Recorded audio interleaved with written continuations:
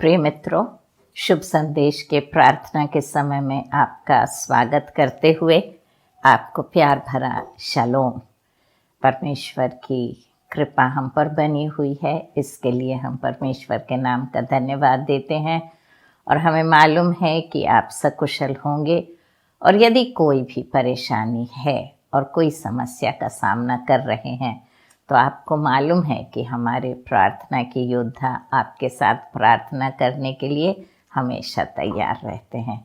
तो दिए गए नंबर पर नंबर घुमाइए और उनसे बातें कीजिए, उनसे अपनी कठिनाई उनको बताइए और वो आपके साथ प्रार्थना करेंगे। वो आपको सलाह भी देंगे और तत्पश्चात आपके लिए प्रार्थना निरंतर करते रहते हैं वो। और यदि आप हमारे प्रोग्राम को YouTube पर देखते हैं तो भी हम आपके लिए प्रार्थना, वहाँ से जो पोस्ट आप लोग करते हैं, कमेंट्स, वहाँ से आपका नाम लेके आपके लिए प्रार्थना करते हैं। तो पोस्ट पे या तो आप अपने प्रार्थना के निवेदन भेजिए या तो सिर्फ जय मसीह की सिस्टर भी आप लिख देते हैं, तो वहाँ से मैं आपका नाम लेती हूँ और आपके लिए प्रार्थना करती हूँ। और मुझे विश्वास है कि परमेश्वर हमारी प्रार्थना सुनता है और उस प्रार्थना का जवाब भी देता है। तो मित्रों, कोई भी परेशानी हो, कोई भी तकलीफ हो तो हमसे बेझिझक बांटिए, हम आपके साथ हैं। और हम जनवरी के महीने में चल पड़े हैं और हम परमेश्वर के नाम का धन्यवाद देते हैं कि वो हमारे साथ हैं। हमारी उन्होंने मदद और रखवाली की, इस नए साल में प्रवेश करने का मौका दिया और आगे भी चलकर वो हमारे साथ रहेंगे। और हम उनके वचन का ध्यान करें, मनन करें, उस पर उसके अनुसार चलें और परमेश्वर के जो मन भावता व्यवहार है वैसा व्यवहार हमारा बना रहे। दूसरों की मदद करना ना भूलें, दूसरों का भला करना ना भूलें, खुद खुश रहें और अच्छी आदतें पालें ताकि हमें कोई नुकसान ना हो।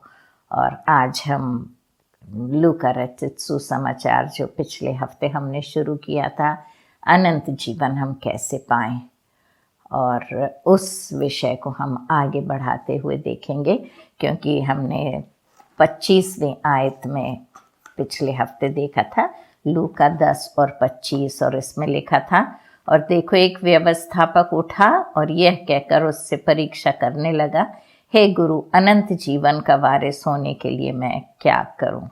और प्रभु यीशु मसीह ने उससे पूछा था कि व्यवस्था में क्या लिखा है, तू कैसा पढ़ता है? क्योंकि वो व्यवस्थापक था और व्यवस्था से वाकिफ था, इसलिए प्रभु यीशु मसीह ने उसी से वो प्रश्न का जवाब मांगा।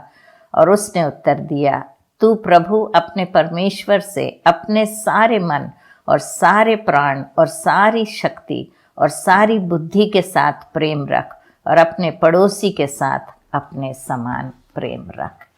तो उसने वो जवाब दिया कि पुराने नियम में, पुराना नियम जो यहूदियों का धर्मशास्त्र है, तोरा, उसमें से उसने पूछा कि क्या लिखा है। और क्योंकि ये व्यवस्थापक था, उसे मालूम था कि क्या लिखा है। और हमने लव व्यवस्था 19 और 18 में देखा था, पलटा ना लेना और ना अपने जाति भाइयों से बैर रखना, परंतु एक दूसरे से अपने समान प्रेम रखना, मैं यहोवा हूँ। तो यहाँ पर परमेश्वर ने बिल्कुल साफ साफ लिखा है कि हमें अपने पड़ोसी से अपने समान प्रेम रखना है। और जब हम व्यवस्था विवरण 6 और उसके 4 और 5वें में हम इस प्रकार देखते हैं, हे इज़राइल सुन, यहोवा हमारा परमेश्वर है, यहोवा एक ही है। तू अपने परमेश्वर यहोवा से अपने सारे मन और सारे जीव और सारी शक्ति के साथ प्रेम रखना। तो इस प्रकार से हम ये 2 आज्ञाओं को देखते हैं जो पुराने नियम में दी गई हैं।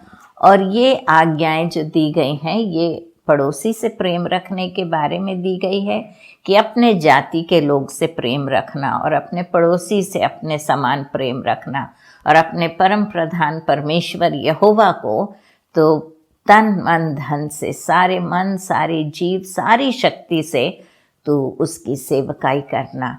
तो इस प्रकार से वो जवाब इस व्यवस्थापक ने दिया कि हाँ, परमेश्वर के वचन में लिखा है कि तू अपने प्रभु अपने परमेश्वर से अपने सारे मन और सारे प्राण और सारी शक्ति से और सारी बुद्धि के साथ प्रेम रख और अपने पड़ोसी से अपने समान प्रेम रख। और मित्रों, हम यहाँ पर देखते हैं कि यही फर्क है जो हर एक विश्वास जो पाया जाता है, हर एक जाति के लोग जो विश्वास करते हैं, जो उनके धर्म शास्त्रों ने उन्हें सिखाया है और मसीह ने जो सिखाया है, यहाँ पर एक बहुत बड़ा फर्क देखते हैं जो बाकी सब विश्वासों में है और जो मसीह ने जिस विश्वास को सिखाया। यदि हम इन सारे विश्वासों को एक साथ रखें तो हम देखेंगे कि हर विश्वास के लोग यही कहते हैं कि अपने पड़ोसी से अपने समान प्रेम रख और दूसरों से बैर रख। दूसरी जाति से प्रेम रखना नहीं सिखाते, वो दूसरी जाति को वो नीचा देखते हैं और उनसे बैर रखते हैं और यहाँ तक कि उन्हें ख़त्म कर देना या उनका नाश करना ही सही समझते हैं। हम पुराने नियम में भी इसी प्रकार पढ़ते हैं कि इज़राइल के लोग दूसरी जाति के लोगों को ख़त्म करते जाते थे। सिर्फ वो अपने जाति के लोगों से प्रेम रखते थे, अपने जाति के लोगों को संभाल के रखते थे, लेकिन जो दूसरी जाति के लोग रहते थे उनका वो खात्मा कर देते थे, ख़त्म कर देते थे।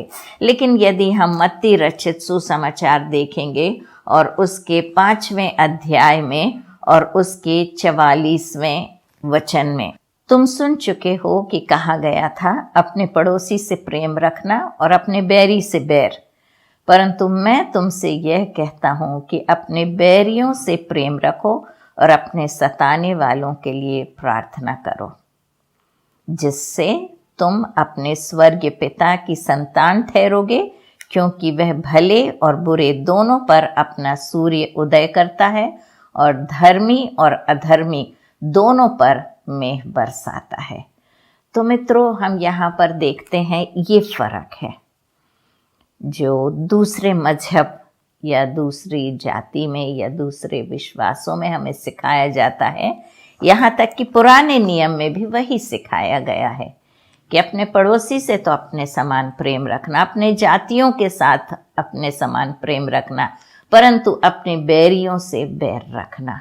वही प्रभु यीशु मसीह कह रहे हैं, तुमने ये सुना है कि अपने पड़ोसी से तो अपने समान प्रेम रख, परंतु अपने बैरियों से बैर कर।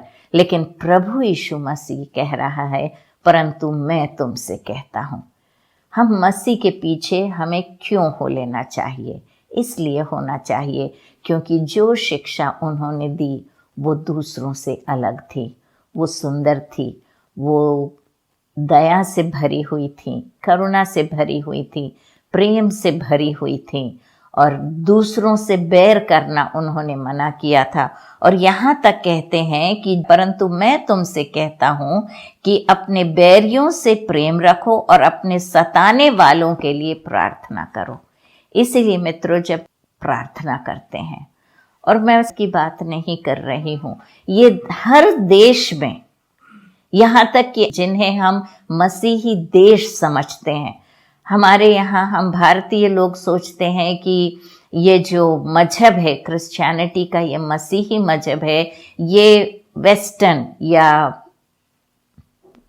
पश्चिम देशों का मजहब है, ना ये इंग्लैंड का मजहब है और ना ही ये अमेरिका का मजहब है। क्योंकि प्रभु यीशु मसीह ना इंग्लैंड वाले थे ना अमेरिका वाले थे, वो इज़राइल के थे। उनका जन्म इज़राइल में दाऊद के गोत्र में उनका जन्म हुआ था। तो ये पश्चिमी मजहब नहीं है। तो पश्चिम के जो देश हैं, अमेरिका में हम देखते हैं मसीहियों की गिनती वहाँ पे इतनी ज़्यादा नहीं है। नाम उनके हो सकते हैं, डेविड, इमैनुअल, फ्रेडरिक, जॉन, ये सब नाम हो सकते हैं वहाँ पे, लेकिन वहाँ पे वो सारे के सारे मसीही नहीं होते। इस प्रकार से हम ये ना कहें कि ये पश्चिमी देशों का मजहब है। ये इज़राइल देश से मसीही लोगों की शुरुआत हुई है। मसीह के पैदा होने से। ये एक मजहब नहीं है, ये एक जीवन शैली है, ये एक परमेश्वर के पीछे हो लेना, उसके समान जीवन जीना। वही प्रभु यीशु मसीह कह रहे हैं यहाँ पर। हम इस बात की ओर थोड़ा ध्यान दें। हम अभी लूका को थोड़ी देर के लिए भूल जाएं और हम मत्ती की ओर देखें कि मत्ती रचित सुसमाचार उसके 5वें अध्याय में क्या लिखा है। और जब हम इसे देखते हैं तो हम प्रभु यीशु मसीह की शिक्षाओं को इसमें देखते हैं। प्रभु यीशु मसीह ने कितनी सुंदर शिक्षाएं दी, और ये हम 5वें अध्याय में पढ़ते हैं। और इसी अध्याय के 45 में यहाँ तक कि हम उसके अंत तक देखते हैं, 47 तक हम उसे एक बार पढ़ के देख लेंगे। लिखा है, तुम सुन चुके हो कि कहा गया था, अपने पड़ोसी से प्रेम रखना और अपने बैरी से बैर। मैं इस बात को दोहरा रही हूँ क्योंकि ये बहुत महत्वपूर्ण बात है। तो आप ये मत सोचिए कि मैंने एक बार कह दिया और फिर से गलती से उसे दोहरा रही हूँ। गलती से नहीं, जानबूझ के मैं उसे दोहरा रही हूँ कि तुम सुन चुके हो कि कहा गया था, अपने पड़ोसी से अपने समान प्रेम रखना और अपने बैरी से बैर। मैंने आपको पढ़ के सुनाया वो पुराने नियम में से।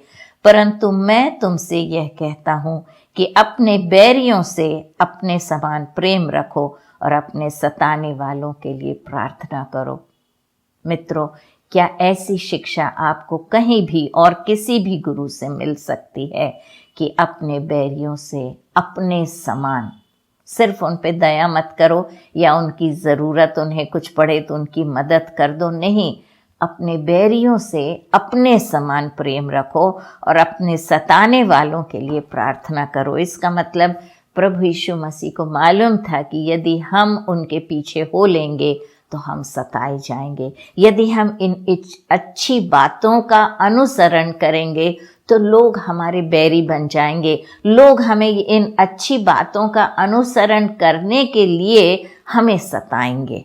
और हम देख रहे हैं कि देश विदेश में, आप किसी भी देश को देख लीजिए, चाहे वो पश्चिमी देश हो या पूर्वी देश हो, हर देश में आप इतिहास पढ़कर देख लीजिए कि कौन कौन से देशों में मसीही लोगों को सताया जाता है। और आप वहाँ पर हर देश का नाम देखेंगे कि मसीहियों को सताया जाता है।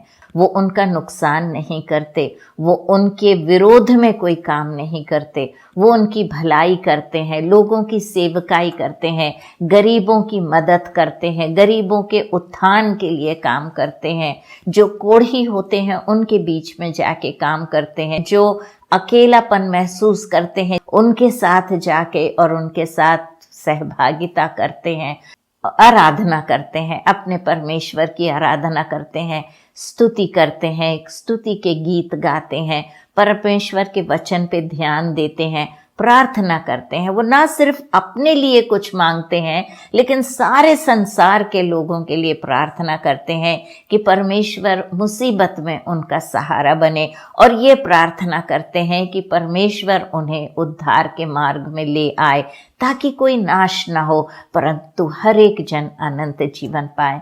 या धर्मांतरण उनका करने की कोशिश कर रहे हैं तो उसका कारण बस यही है, ना ही उन्हें अपने मजहब में वो लोग शामिल करने की कोशिश कर रहे हैं, क्योंकि मित्रों मजहब में शामिल करने से उन्हें कोई फायदा नहीं होगा।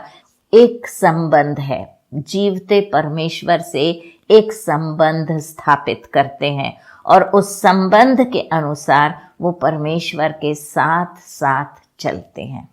परमेश्वर के लिए कोई काम नहीं करते हैं, परमेश्वर के साथ साथ चलते हैं और जैसा वो परमेश्वर को काम करते देखते हैं उसी प्रकार से वो काम करते हैं। परमेश्वर के समान वो बनना चाहते हैं क्योंकि ये आज्ञा हमें दी गई है नए नियम में, धर्मशास्त्र में, जहाँ प्रभु यीशु मसीह ने अपनी शिक्षा दी है। ये मैं जो वचन पढ़ रही हूँ ये वचन प्रभु यीशु मसीह के मुंह से निकले हुए वचन है और प्रभु यीशु मसीह कहता है कि तुम अपने सताने वालों के लिए प्रार्थना करो जिससे तुम अपने स्वर्गीय पिता की संतान ठहरोगे। तो जब हम दूसरों से प्रेम करते हैं, अपने बैरी से प्रेम करते हैं, अपने सताने वालों के लिए प्रार्थना करते हैं, तब हम परमेश्वर की संतान बन जाते हैं। तो हम ये काम क्यों करते हैं? हम इसलिए नहीं करते क्योंकि हम मसीही धर्म के लोग हैं। हम मसीही धर्म के लोग हैं, इसलिए हम ये काम नहीं करते। हम ये काम इसलिए करते हैं क्योंकि हम परमेश्वर की संतान बनना चाहते हैं। परमेश्वर का वचन यूहन्ना 1:12 में कहता है, जितनों ने प्रभु यीशु मसीह पर विश्वास किया वो उसकी संतान ठहरने का उन्हें अधिकार दिया गया। तो उस अधिकार को पाने के लिए हम प्रभु यीशु मसीह पर विश्वास करते हैं, और उसकी संतान बने रहने के लिए ये एक समय का काम नहीं है कि हम उस पर विश्वास कर लें और हम उसकी संतान बन जाएं। उस संतान का अधिकार हमें अपने पास रखने के लिए और उसकी संतान बने रहने के लिए हमें लिखा है कि ये काम करना पड़ता है कि अपने बैरी से अपने समान प्रेम करना पड़ता है, सताने वालों के लिए प्रार्थना करना पड़ता है। तब हम अपने पिता की संतान ठहरते हैं, क्योंकि वह भले और बुरे दोनों पर अपना सूर्य उदय करता है। तो मित्रों, आप देख रहे हो कि मसीही लोग जो होते हैं वो धर्म का पालन नहीं करते, वो परमेश्वर की संतान बन जाते हैं और फिर अपने पिता को जो काम करते देखते हैं उस प्रकार से वो अपना व्यवहार बदल डालते हैं। और हम बात कर रहे थे कि मैं अनंत जीवन पाने के लिए क्या करूं, और अक्सर लोग मुक्ति पाने के लिए, मोक्ष पाने के लिए, अनंत जीवन पाने के लिए भले काम पर निर्भर रहते हैं। इसीलिए मैं आपसे पिछले हफ्ते कह रही थी कि अनंत जीवन पाने के लिए प्रभु यीशु मसीह पर विश्वास करना और उसके जीवन का अनुसरण करने से अपने आप हमें भले काम आ जाते हैं। फिर किसी भी प्रकार से परमेश्वर हमारा न्याय क्यों ना करे, चाहे उद्धारकर्ता के द्वारा करे या भले कामों के दिए करे, हम दोनों में खरे उतरते हैं। तो लिखा है कि परमेश्वर जो है वो धर्मी लोगों पर और अधर्मी लोगों पर, दोनों पर वो सूर्य को चमकाता है, और धर्मी और अधर्मी दोनों पर मेघ बरसाता है। ये हम देखते हैं कि चाहे किसान भला हो या बुरा हो, उसके खेत पर बारिश होती है, और चाहे इंसान भला हो या बुरा हो, उनके प्रदेश में हम देखते हैं बारिश होती है। क्योंकि यदि तुम अपने प्रेम रखने वालों से ही प्रेम रखो तो तुम्हारे लिए क्या फल होगा?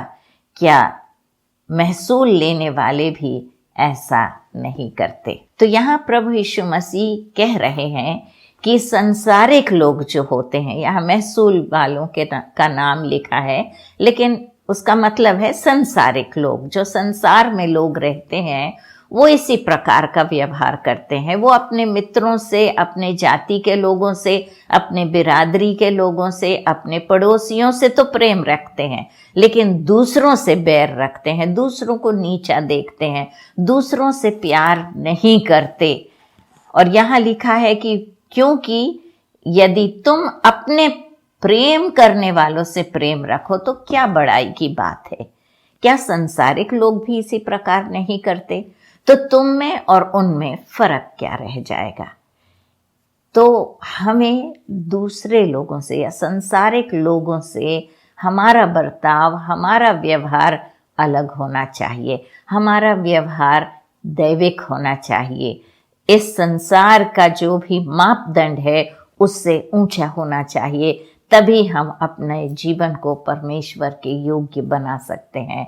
और मसीह यही सिखाने आए हमें कि तुम इस दुनिया की रीति के अनुसार नहीं, लेकिन जो दिव्य परमेश्वर है और जिसने हमें दिव्य शिक्षा दी है, उस शिक्षा का पालन करते हुए, और जब हम परमेश्वर के स्वभाव को अपने अंदर ले लेंगे, और जब हम उसके समान हमारा व्यवहार और हमारा स्वभाव हो जाएगा, तो जैसे हमारा परमेश्वर भला है उसी प्रकार भलाई हम में आ जाएगी, और उसकी भलाई जब हम में आ जाएगी तो हम भी भले इंसान बन जाएंगे। और जब सारे भले इंसान एक साथ रहेंगे तो शांति इस विश्व में छा जाएगी।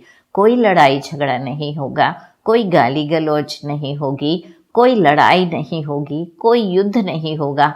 हम सब मिल बांट के एक साथ एक दूसरे के साथ रहेंगे। लिखा है कि क्योंकि महसूल वाले सांसारिक लोग एक दूसरे से इसलिए प्यार करते हैं क्योंकि उनका भाईचारा है, लेकिन तुम, चाहे तुम्हारा भाईचारा हो या ना हो, लोग क्यों ना तुमसे दुश्मनी मोल लें, फिर भी तुम उनसे प्यार करना नहीं भूलना। मित्रों, यहाँ पर हम देखते हैं कि गरीब अमीर हैं, लोग पीड़ित हैं। ये इसलिए नहीं क्योंकि परमेश्वर उनकी ओर नहीं देख रहा है। इस संसार में परमेश्वर ने हम सब के लिए हर चीज़ का इंतज़ाम किया है। पानी जितना हमें ज़रूरत है उतने पानी का इंतज़ाम किया है, जितने अनाज की ज़रूरत है उतने अनाज का इंतज़ाम किया है, जितनी सब्जी भाजी और फल फूल की ज़रूरत है वो सब चीज़ें परमेश्वर ने हमारे लिए दिया है इस संसार में। कहीं ज़्यादा उपज होती, कहीं कम उपज होती, तो जहाँ ज़्यादा उपज होती है, यदि वो जहाँ कम उपज होती है वहाँ के लोगों के साथ उसे बांटेंगे तो पर्याप्त रूप से हमको सब चीज़ें मिल जाएंगी। लेकिन हम स्वार्थी हो गए हैं। हम अनाज को लेकर सागर में तो डाल देते हैं, लेकिन लोगों के साथ बांटते नहीं हैं। कितना अनाज जो सरप्लस कहा जाता है, जो ज़रूरत से ज़्यादा उत्पन्न होता है, उसे लोग समुद्र में डाल देते हैं। लेकिन यदि हम एक दूसरे के साथ बांटना सीखेंगे तो किसी को कोई कमी नहीं होगी। हम सिर्फ अनाज की बात क्यों करें, हम देखते हैं कई एक लोग बहुत अमीर हैं और कई एक बहुत गरीब हैं। जो अमीर हैं वो गरीबों के साथ यदि बांटना सीख लेंगे तो हम देखेंगे कि वो लोगों को भी, जो गरीब हैं, कम से कम खाने पीने के वो मोहताज नहीं होंगे। क्रिसमस के समय में हम गए थे, कोढ़ी से जो लाचार हैं उनके बीच में हम गए थे। 115 राशन के बैग्स हमने उनको बांटा, उनके साथ प्रार्थना की, उनके साथ गाने गाए और क्रिसमस हमने उनके साथ मनाया। कुछ दिन के लिए हमने उन्हें भोजन पदार्थ दिए, मगर कम से कम कुछ दिन तो वो आराम से खा सकेंगे। हमने अपना जो हम कर सकते थे हमने किया। यदि इसी प्रकार से हम सब अपने अपने जो भी हमारे पास ज़्यादा है हम दूसरों के साथ बांटने लगेंगे तो किसी को कोई कमी ना होगी। यहाँ पर लिखा है, यदि तुम केवल अपने भाइयों ही को नमस्कार करो तो कौन सा बड़ा काम करते हो? क्या अन्य जाति भी ऐसा नहीं करते? इसलिए चाहिए कि तुम सिद्ध बनो जैसा तुम्हारा स्वर्ग पिता सिद्ध है। तो ये शिक्षा प्रभु यीशु मसीह ने दी। उन्होंने कहा यदि तुम सिर्फ अपने भाइयों को नमस्कार करो, सिर्फ उनका भला चाहो, सिर्फ उनसे भली भांति व्यवहार करो, तो सारे लोग, संसारिक लोग, अन्य जाति के लोग जो परमेश्वर को नहीं जानते हैं, जिनका उनसे एक व्यक्तिगत संबंध नहीं है, वो भी उसी प्रकार से व्यवहार करते हैं। लेकिन जब तुम्हारा एक व्यक्तिगत रूप से परमेश्वर से संबंध हो जाता है और तुम उसकी संतान बन जाते हो, तब तुम्हें अपने पिता के समान बनना चाहिए। अपने पिता की नकल करना है और उसके नक्शे कदम पर चलना है। तो मित्रों, यदि हम इस बात का निर्णय ले लें आज अपने जीवन में कि हम अपने पड़ोसी से अपने समान प्रेम रखेंगे और अपने बैरियों से भी अपने समान प्रेम रखेंगे, और हम जो हमको सताते हैं उनके लिए हम प्रार्थना करेंगे, और हम अपने पिता की नकल करते हुए अपने स्वभाव को उसके स्वभाव के समान बनाएंगे। तब हमारा जीवन एक सुंदर जीवन होगा और हम दूसरों के लिए एक आशीष का कारण बन जाएंगे। आइए हम प्रार्थना करें। परम प्रधान परमेश्वर पिता, उस व्यवस्थापक ने आकर पूछा था, अनंत जीवन पाने के लिए मैं क्या करूं? और परमेश्वर आपका वचन कहता है, जो आप पर विश्वास करता है वो अनंत जीवन पाता है। और आपके वचन में जैसा आज हमने देखा कि अपने परमेश्वर को सारे मन, सारे प्राण और सारी शक्ति से प्रेम कर और अपने पड़ोसी को अपने समान प्रेम कर। तो प्रभु जी, हम धन्यवाद देते हैं कि ना सिर्फ पड़ोसी को, लेकिन तूने बैरियों से भी परमेश्वर प्रेम करने के लिए हमें आज्ञा दी है। हमें वो प्यार भर दे परमेश्वर पिता, ताकि हम दूसरों को अपने समान प्रेम कर सकें। हम अपने पापों को तेरे आगे मान लेते हैं कि हमने ऐसा काम अभी तक नहीं किया है। हम अपने लोगों से तो प्यार करते हैं, लेकिन बैरियों से बैर करते हैं। प्रभु जी, हमारे स्वभाव को बदल, हमारे दिल में आ। अभी तक जो कुछ पाप और जो कुछ गलतियां हमने की हैं उसे निकाल दे हमारे हृदय से, हमें अपने लहू से धो दे, हमें पवित्र कर। तेरा स्वभाव जो है, जो सुंदर, कृपालु और दया से भरा हुआ, प्रेम से भरा हुआ, शांति से भरा हुआ स्वभाव है, वो हम में उंडेल, ताकि हमारा हृदय उस प्यार, उस शांति, उस दया, उस कृपा से भर जाए, ताकि हम तेरे नक्शे कदम पर चल सकें। और परमेश्वर, जो आशीषें तूने हमें दी हैं, हम दूसरों के लिए एक आशीष का कारण बन सकें। हम तेरी सारी आशीषों और नियामतों के लिए धन्यवाद देते हैं। और ये जो पाठ तू हमें सिखा रहा है कि अनंत जीवन पाने के लिए हमें क्या करना है, प्रभु जी, हम विनती करते हैं हम इसे अच्छी तरीके से समझ सकें और अनंत जीवन के वारिस हो सकें। आशीषों के लिए हृदय से धन्यवाद देते हुए प्रभु यीशु मसीह के नाम से प्रार्थना मांगते हैं, सुन और ग्रहण कर। आमीन, आमीन, आमीन। जय मसीह के मित्रों, परमेश्वर आपको बहुत आशीष दे। अगले हफ्ते हम इस लेसन को कंटिन्यू करेंगे और हम देखेंगे कि परमेश्वर का वचन क्या कहता है। तब तक के लिए परमेश्वर आपको आशीष दे। जय मसीह।